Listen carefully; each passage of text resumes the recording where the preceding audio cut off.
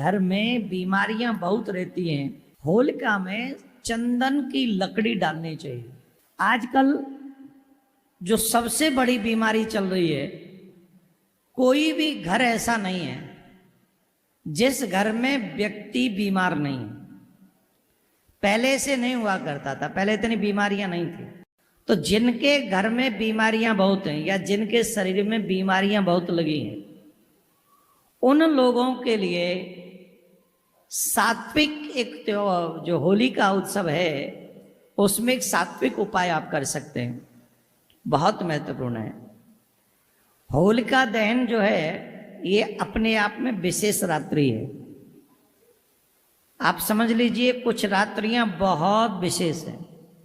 शिवरात्रि हो, जन्माष्टमी हो, किसी ग्रहण की रात्रि हो, पूर्णिमा की रात्रि हो, ये विशेष रात्रि, अमावस्या की रात्रि हो, ये बहुत विशेष रात्रियां होती हैं। तो जिन लोगों के जीवन में घर में बीमारियां बहुत रहती हैं, उन लोगों को ये उपाय अवश्य करना चाहिए। जिस समय होलिका का दहन हुआ हो, होली की अग्नि, होलिका की अग्नि जिसकी लपटें ऊंची ऊंची उठी हुई हों, होलिका में चंदन की लकड़ी डालनी चाहिए। तो अभी ताली नहीं बजाएं, सिर्फ सुने।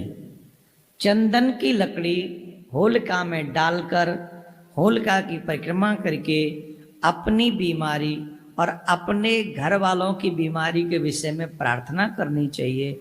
और ये प्रार्थना करनी चाहिए कि हमारे घर से बीमारियां दूर हों, आप ऐसी कृपा करें। वहाँ खड़े होकर प्रार्थना करें होलिका मैया से, प्रहलाद जी से, नारायण भगवान से। तो अवश्य ही आपके घर से बीमारियां धीरे धीरे निकल जाएंगे। तो जिनके घर में बीमारियां हैं उन्हें ये उपाय अवश्य करना चाहिए। अब सुनो उपाय। जिनके बच्चों की शादी देर से होती है, उन लोगों को ये उपाय अवश्य करना चाहिए, वो भी होलिका दहन के दिन।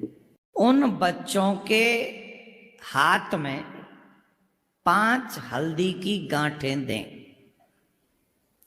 5 हल्दी की गांठें दें और 5, कई लोग तो बूढ़े बूढ़े देख रहे हैं, तुम्हें भी करवाना होगा।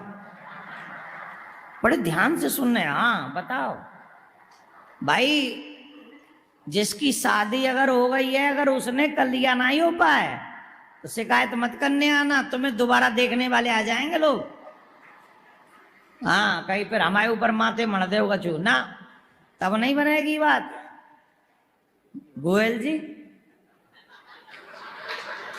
तुम्हारे चक्कर में 47वीं कल्ली मनाई है कहूँ तुम फिर, और हाँ फिर कहो कि आज तुम्हारी फर्स्ट एनिवर्सरी है।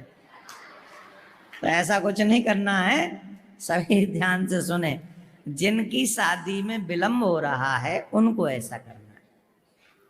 उन बच्चों के हाथ में 5 हल्दी की गांठ देकर 7 टाइम्स क्लॉकवाइज उसके ऊपर उतार कर उसी के हाथ से जलती हुई होलिका दहन में पहले उससे कहीं परिक्रमा लगाओ और फिर विलंब से विवाह हो रहा है ऐसी प्रार्थना करो कि अब प्रभु कृपा करो, थोड़ा ब्याह हो जाए, ग्रस्त बसे, आगे बढ़े। ऐसा कहकर वो 5 की 5 गांठें होलिका में डाल देनी चाहिए। और ऐसी प्रार्थना करने पर आप सबके घर की तमाम समस्याओं का समाधान हो, ऐसी मैं प्रिया कांजू सरकार से प्रार्थना करता हूँ। लेकिन ये सब करना होली से पहले ही है। होलिका दहन, लोगों को चर्म रोग है, अगर वो लोग भस्म लेकर आए